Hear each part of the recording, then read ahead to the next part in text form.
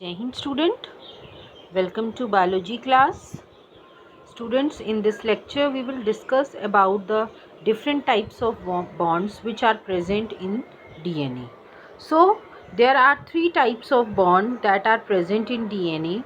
The first is your glycosidic bond, then hydrogen bond and phosphodiester bond. Okay, so as you have seen the structure of nucleotide. Okay nucleotide, I hope you remember nucleotide क्या होता है. Nucleotide sugar plus your base and your phosphate group. These three they join to form a nucleotide, and in this way various nucleotides join to form a nucleotide chain, and this chain is present on both the sides. That's why the DNA is a double stranded, means one strand contain these things and the other strands also contain these things. So now all these the phosphate group, your then your sugar and nitrogenous bases, now they all are present in the DNA. So there has to be some bond which helps them to hold or which helps them to be in their proper position. उनको position में रखने के लिए जिस place पे हैं उसके लिए कुछ बॉन्ड्स होंगे जिसकी वजह से वो एक दूसरे से अटैच रहते हैं. तो उसी बॉन्ड्स के बारे में हम देखेंगे. Now the first is your glycosidic bond. Glycosidic bond अगर हम बात करें तो glycosidic bond is present between sugar and base.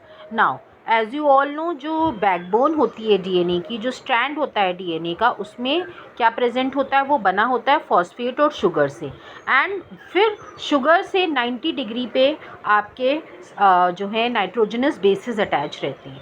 So if you will see the structure, now this you can see the structure. ये आप जो देख रहे हो, this is a phosphate group and then it is a sugar, और sugar से attach है एक आपका नाइट्रोजनस बेस. नाउ ये शुगर जो है नाइट्रोजनस बेस से अटैच होता है through the glycosidic bond, that you can see with the help of arrow. जो एरो है वो दिखा रहा है ग्लाइकोसिडिक बॉन्ड.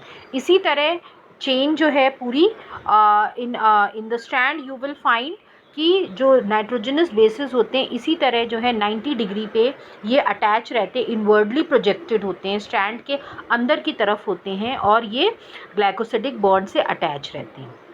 ओके, आगे बात करते हैं.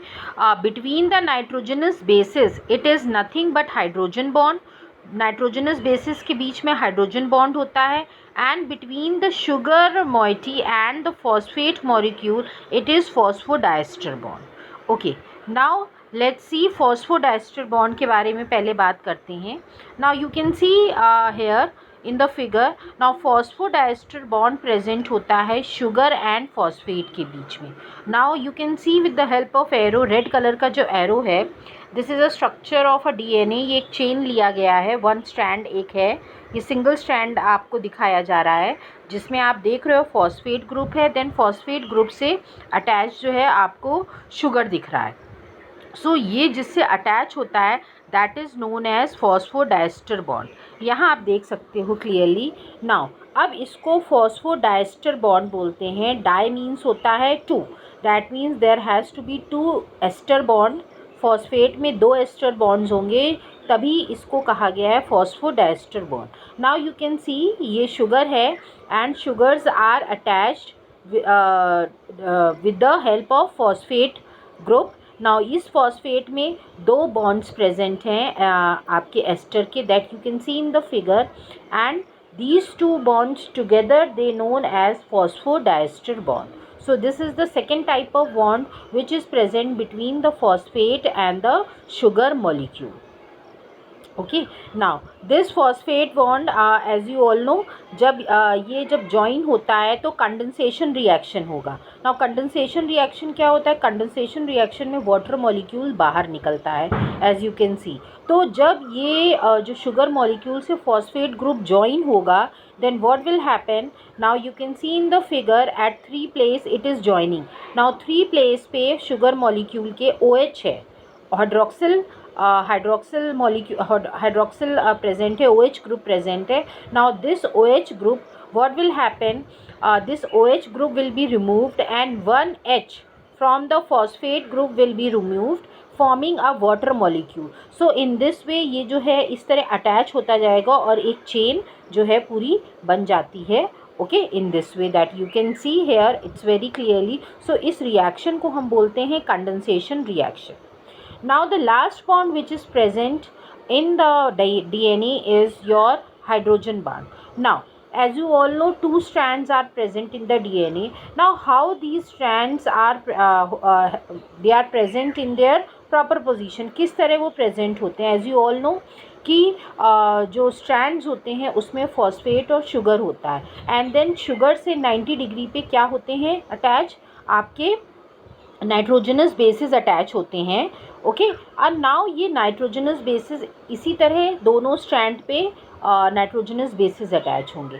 नाउ ये नाइट्रोजनस बेसिस दोनों स्ट्रैंड के मिलके मींस कॉम्प्लीमेंट्री बेस पेयर बनाएंगे. मींस एक स्ट्रैंड का एक प्यूरीन और दूसरे स्ट्रैंड का एक पिरिमिडीन मिलके ये आपस में बॉन्डिंग बनाएंगे. You can see in the figure. और ये जो बॉन्ड दोनों के बीच में नाइट्रोजनस बेस के बीच में बॉन्ड प्रेजेंट होगा उसको हम बोलते हैं हाइड्रोजन बॉन्ड. ये हाइड्रोजन बॉन्ड जो है हेल्प करता है स्ट्रैंड्स को, आप कह सकते हो कि डीएनए को एक पर्टिकुलर शेप देने में, ताकि जो दोनों स्ट्रैंड्स हैं वो फिक्स रहें अपनी पोजीशन में. Now you can see here you can see, इसमें आपको पूरा दिखाया गया है कि किस तरह जो है you can see all the bonds here. Okay, now hydrogen bond आप देख रहे हो कि जो थाइमीन है और एडेनिन है उसके बीच में 2 हाइड्रोजन बॉन्ड्स प्रेजेंट होते हैं. एंड साइटोसिन और ग्वानिन के बीच में 3 हाइड्रोजन बॉन्ड्स प्रेजेंट होते हैं. ओके, अब ये बॉन्ड्स प्रेजेंट है तो दैट मीन्स कि बॉन्ड्स हमेशा बनते हैं इलेक्ट्रोनेगेटिव और इलेक्ट्रोपॉजिटिव आयंस के बीच में. सो उसी तरह यहाँ पे भी इलेक्ट्रोनेगेटिविटी और पॉजिटिविटी प्रेजेंट होगी तभी बॉन्ड्स बन रहे हैं. जैसे कि आप देख सकते हो ऑक्सीजन है और हाइड्रोजन है. सो स्टार्टिंग सबसे ऊपर आप देख रहे हो तो ऑक्सीजन जो है यहाँ पे इलेक्ट्रोनेगेटिव आयन की तरह प्रेजेंट है और हाइड्रोजन पॉजिटिव, तो बॉन्ड बन रहा है. इसी तरह जो है जो थाइमीन और एडेनिन में 2 हाइड्रोजन बॉन्ड्स प्रेजेंट होंगे एंड साइटोसिन एंड ग्वानिन में 3 हाइड्रोजन बॉन्ड्स प्रेजेंट होंगे. And this is fix, this is always fixed. ठीक है, जब भी बेस पेयरिंग होगी, कॉम्प्लीमेंट्री बेस पेयर्स बनेंगे तो इसी तरह बॉन्डिंग होगी. और यही हाइड्रोजन बॉन्ड्स जो हैं ये आपको डबल स्टैंडर्ड डीएनए को एक पर्टिकुलर होल्ड करके रखते हैं. स्ट्रैंड्स को, जो दोनों स्ट्रैंड्स होते हैं वो अपने पोजीशन में इसी बॉन्ड्स की वजह से they are at their position, तो ये बॉन्ड्स होल्ड करने में हेल्प करते हैं. So these are the 3 types of bonds which are present in the structure of DNA. DNA के एक मॉलिक्यूल में इतने ये bonds present होते हैं. So I hope now the concept of bonding is clear to you, and this is all student. Thank you everybody.